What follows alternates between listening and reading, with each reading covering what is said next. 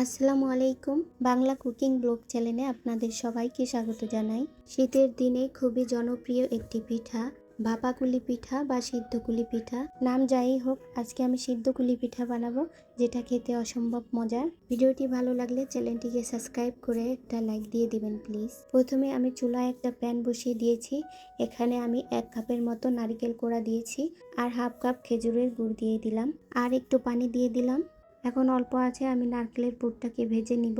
মিঠাটা যখন গলে গিয়েছে আর নারকেলটাও সিদ্ধ হয়ে গেছে, এই পর্যায়ে আমি 2 চা চামচ গুঁড়া দুধ দিয়ে দিলাম। এতে করে নারকেলটা আঠালো একটা ভাব হবে আর খেতেও অনেক মজা হবে। নারকেলের পানিটা শুকিয়ে পুরোপুরি পুরটাকে আমি রেডি করে নিয়েছি। এখন আমি চালের গুঁড়ি সিদ্ধ করে নিব। এখন চুলায় একটা প্যান বসিয়ে দিলাম।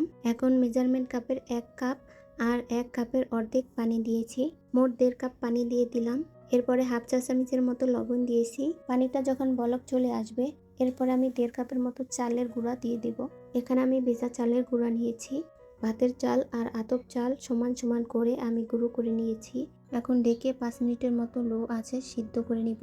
ভিডিওটি ভালো লাগলে প্লিজ সাবস্ক্রাইব, লাইক করতে ভুলবেন না। 5 মিনিট পরে আমি ঢাকনাটা উঠিয়ে নিলাম। এখন গুঁড়িটাকে আমি উল্টিয়ে পাল্টিয়ে নেড়ে নিচ্ছি। এরপরে চুলাটা বন্ধ করে আবার ঢাকনা দিয়ে ঢেকে রেখে দিব 5 মিনিট। 5 মিনিট পরে ঢাকনাটা উঠিয়ে আটা একটু হাতে নিয়ে দেখলাম, এই যে হাতে লেগে আসে না, আটাটা সিদ্ধ হয়ে গেছে। এখন এটাকে নামিয়ে ছড়ানো একটা প্লেটে নিয়ে নিলাম। একটু ঠান্ডা হলে আটাটাকে ভালো করে মথে নিতে হবে, তবে বেশি ঠান্ডা করা যাবে না। বেশি ঠান্ডা হয়ে গেলে আটার কাইটা ভালো হবে না। একটু সময় নিয়ে ভালো করে মথে একটা সফট ডো বানিয়ে নিতে হবে। এই যে আলহামদুলিল্লাহ সফট একটা ডো বানিয়ে নিয়েছি। এখন এটাকে আমি ভিজা একটা সাদা কাপড় দিয়ে ঢেকে রেখে দিব। এখন এই দিকে চুলায় একটা সসপ্যানের ভিতরে আমি 3 ভাগের 1 ভাগ পানি দিয়ে দিলাম। এখন উপরে একটা স্টিলের ঝাঁপি দিয়ে দিলাম। ঝাঁপিটাকে একটু ভালো করে বসিয়ে দিয়ে এরপরে উপরে একটু তেল ব্রাশ করে দিলাম, যাতে পিঠা লেগে না পড়ে। তেল ব্রাশ করার কারণে পিঠা সিদ্ধ হয়ে গেলে সহজেই পিঠাটা উঠিয়ে নিতে পারবো। এদিকে চুলা চালিয়ে দিলাম, পানিটা বলক আসতে থাক। এখন আমি কুলি পিঠাটা বানিয়ে নিব। এখানে আমি কাপড়টা একটু সরিয়ে যতটুকু পরিমাণ আটা দরকার অল্প অল্প করে আটা নিয়ে আবার কাপড় দিয়ে ঢেকে রাখবো, যাতে আটাটা শক্ত না হয়ে যায়। এখন এখানে আমি একটু চালের গুঁড়া ছিটিয়ে নিলাম। এই যে এতটুকু পরিমাণ আটা নিয়েছি। এখন একটু ডোলে ছোট্ট একটা প্যাড়া বানিয়ে নিব। এখন এটাকে আমি একটু গুঁড়ি লাগিয়ে নিব।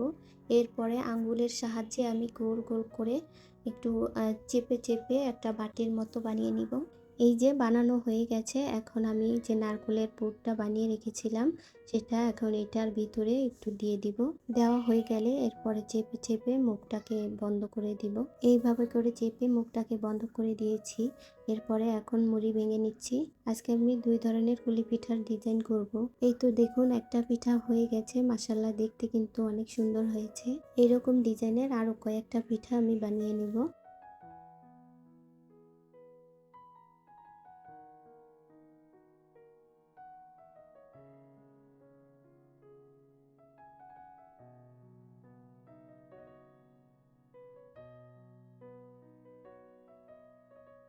এখন আবার কতটুকু পরিমাণ আটা নিয়েছি, বড় করে রুটি বানিয়ে নিব। চালের গুঁড়ি ছাড়াও সামান্য আটা বা ময়দা ছিটিয়েও এই রুটিটা বানিয়ে নেওয়া যায়। এই রুটিটা অনেক বেশি মোটাও রাখা যাবে না বা অনেক বেশি পাতলাও রাখা যাবে না। আমি এই যে এরকম করে রুটিটাকে বেলে নিয়েছি।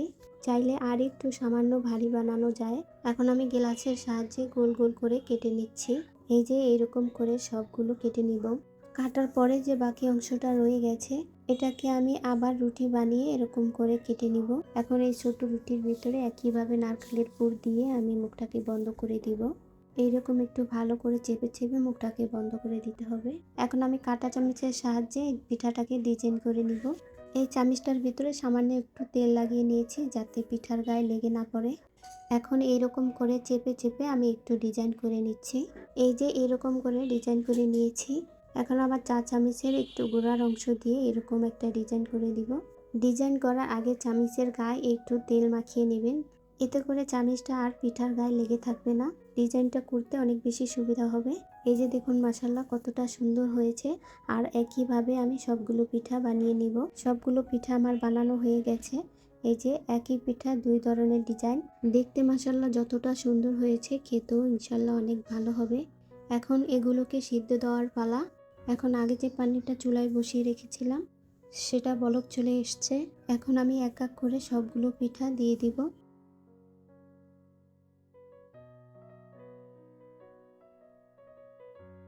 পিঠাগুলো দেওয়া হয়ে গেছে, আমি ঢাকনা দিয়ে ঢেকে 5 মিনিট সিদ্ধ করে নেব। 5 মিনিট ধরে আমি পিঠাগুলো সিদ্ধ করে নিয়েছি আর পারফেক্টভাবে আমার পিঠাগুলো সিদ্ধ হয়ে গেছে। ঢাকনাটা উঠিয়ে ঠান্ডা হওয়ার জন্য একটু রেখে দিয়েছিলাম। 10 মিনিট পরে পিঠাগুলো আমি প্লেটের ভিতরে তুলে নিয়েছি। এইভাবে বানিয়ে খেয়ে দেখতে পারেন, মাশাআল্লাহ অনেক বেশি মজা হয়েছিল। এখন আমি একটা প্লেটে সাজিয়ে দিচ্ছি। পিঠাগুলো সাজিয়ে মাঝখানে একটু খেজুরের গুড় দিয়ে দিলাম। এই পিঠাটা এমনিতেও খেতে ভালো লাগে আর খেজুরের পাতলা গুড় লাগিয়েও খেতে ভালো লাগে। ভিডিওটি ভালো লাগলে প্লিজ আমার চ্যানেলটিকে সাবস্ক্রাইব করে একটা লাইক দিয়ে দিবেন।